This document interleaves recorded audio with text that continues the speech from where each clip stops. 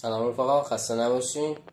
امروز براتون یه دونه آسیاب آوردم که تعمیر کنم. البته مشتری آورده در مغازه و میخوام ببینیم که عیبش چیه. به گفته خود مشتری که میگه که موتور کار نمیکنه و احتمالاً سیم پیچ سوخته. حالا بررسی کنیم ببینیم عیب و ایرادش کجاست. دوباره سلام بچه‌ها. این آسیاب بود که خدمتتون عرض کردم. قطعی داره. در بالاشو باز میکنیم.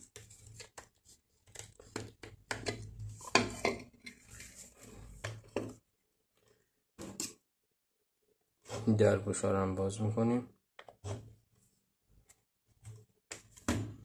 من برای اینکه لوازم گم نشه پیچا رو میذارم توی قوطی پنیری که همیشه دارم. شما هم سعی کنیم ابزارهایی که قطعاتی که باز میکنین رو توی جعبه بذارین که نه گم بشه نه قاطی بشه با لوازم دیگه. اینجا 3 تا پیچ 4 سویی داره، مخفی بذارین. اینا رو باز میکنیم.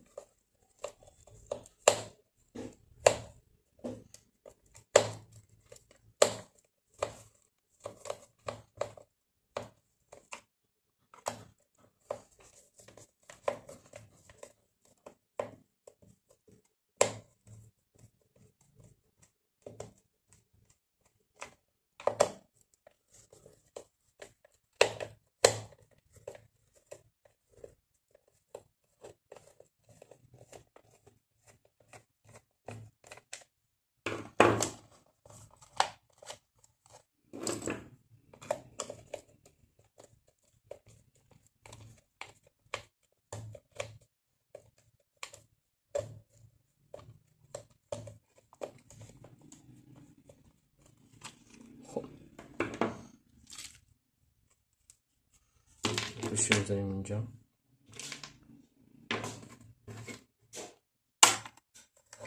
برای اینکه از قطعی خاطر جمع باشیم که از اون قسمت تک تک از سیم شروع میکنیم، از دو شاخش شروع میکنیم.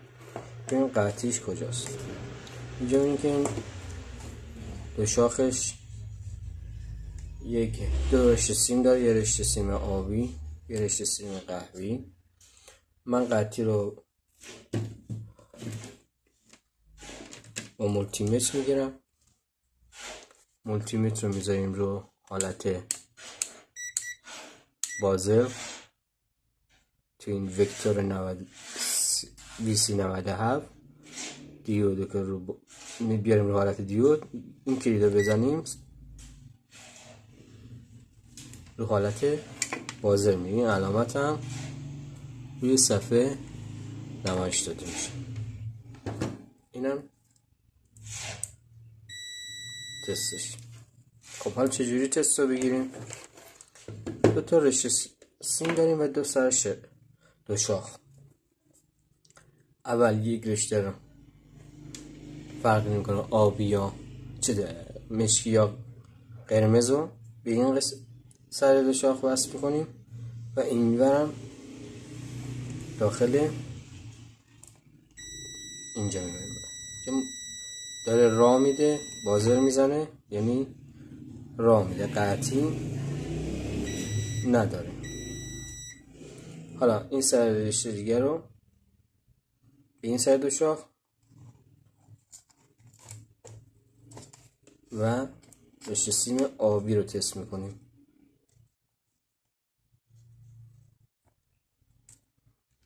من این بعد من جدا کنم ولی همینطوری هم مشخص میشه.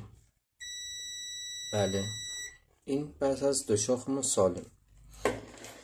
وقتی دو شاخ رو تست میکنیم در واقع داریم ورودی برق رو تست میکنیم. از این قسمت تا اینجا درسته. حالا ما ببینیم قطعیش ادامهش کجاست. ما یک راست هم میتونیم بریم سراغ موتور 220 ولت. اینو باز کنیم، برق 220 بدیم و تست کنیم. ولی ما دو تا کلید داره اینجا. کلید 01 1.01 و یک ضامن اینجا داره. حالا من به خاطر که به اون ضامن برسم که اینجاست بعد این قسمت تیغه رو باز کنم. حالا چطور تیغه رو باز کنم خدمتتون عرض میکنم.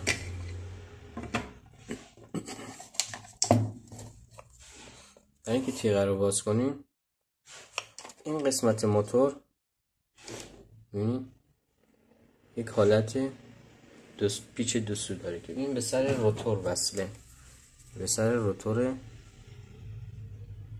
موتور وصله. این قسمت رو میگن روتور که بعد سیم پیچه داخل سیم پیچه. اینو ثابت میتونی میچرخونم نگاه کنیم نمیچرخه. اجازه بدیم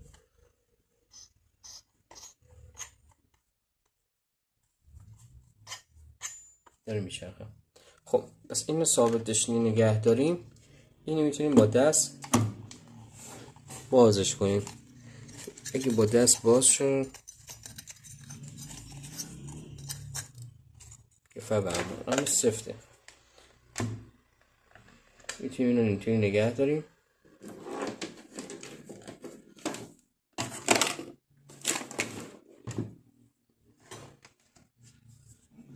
این سر رو با یک انباردست یا دنباریک، من با دنباریک نگه داشتم به این صورت نگه میداریم ثابت باشه و از این سر دیگه پاد ساعت که میچرخونیم، یعنی خلاف عقربای ساعت میچرخونیم. اتفاقی میفته تیغه از جلو باز میشه.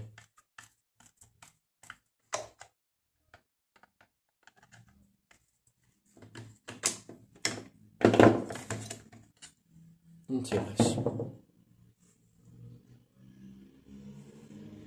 تیغش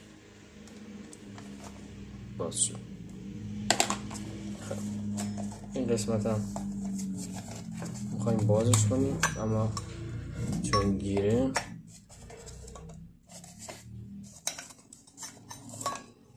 این ظرفشه واسه میشده. حالا این قسمت کلید زامندارش که در واقع این در که روش قرار میگیره در بسته که میشه این راه میده و با این کلید بررسیش میکنیم عیبشو. خب اول میریم سراغ این که 90% موارد این قسمت کلید خرابه، این کلید خراب.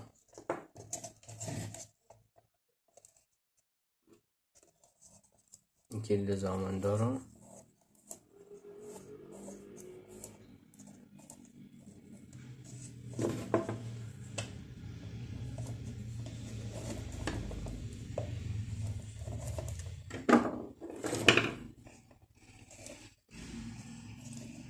آزادش میکنیم. این کلید زامندارش برای که خاطر جمع شیم این دوتا سیمو به وسیله یک رشته سیم یکسره میکنیم.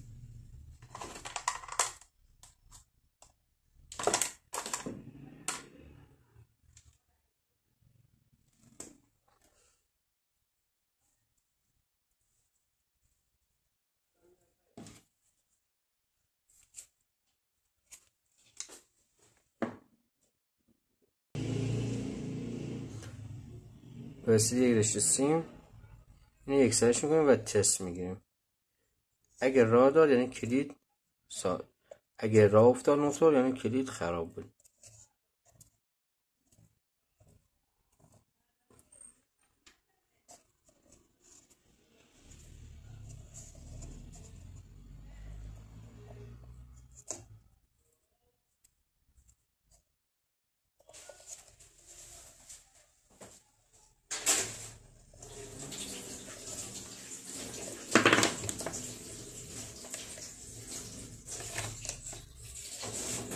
به برمیزنیم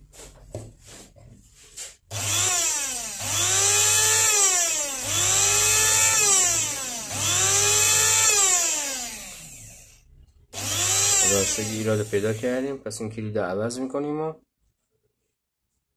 ایراد این آسیاب هم رفع شد و با کمترین هزینه ممکن برای مشتری رفع عیب شد. کلیدش پس عوض میکنیم.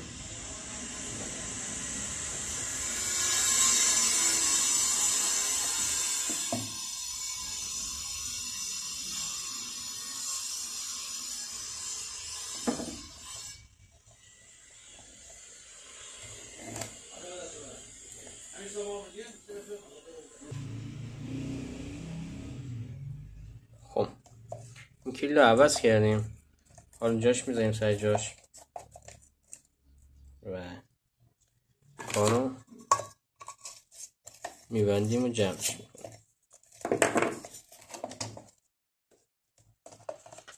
همینجا که من اینو جمع میکنم دوستان دقت کنید، این خورد ریزهای آشپزخونی کمتر تعمیرات لوازم خونگی انجام میدن و شما میتونید با یک حاشیه سود خوب اینا رو انجام بدید و یک درآمد خوبی کسب کنید. من خودم از پارکینگ خونه شروع کردم چند سال پیش و الان یک مغازه دارم و خدا رو شکر مشتری دارم و همه نوع لوازم خونگی رو تعمیر میکنیم. حالا به مرور هر لوازم خونگی که اومد براتون کلیپشو میگیرم، آموزششو میدم، رفع ایراداشو میکنم و حتی بهتون عرض میکنم که این چقدر هزینه برده و چقدر برای مشتری تمام شده است و چقدر سود داره اینا. ما کلیدی که برای این گذاشتیم حدوداً 30,000 تومان قیمتشه و رفع عیبی هم که برای این ایشون انجام دادیم و تموم شد 300 تا 350 تومان برای این آسیا میتونیم از مشتری پول بگیریم، این هزینه رو دریافت کنیم. پس یک سود نسبت خوبی داره این تعمیرات، خردریزهای آشپزخونی، آسیاب، مخلوط کن، همزن، چرخ گوش، آب میوه‌گیری، همه حالا در ادامه مثل شوار، اتو هست، چیزایی که خیلی از مشتری ها میارن.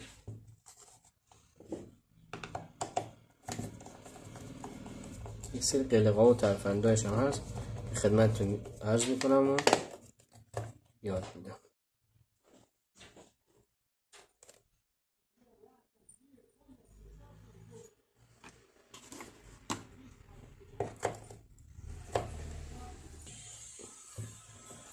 این قسمت هم به همون نحو که گفتم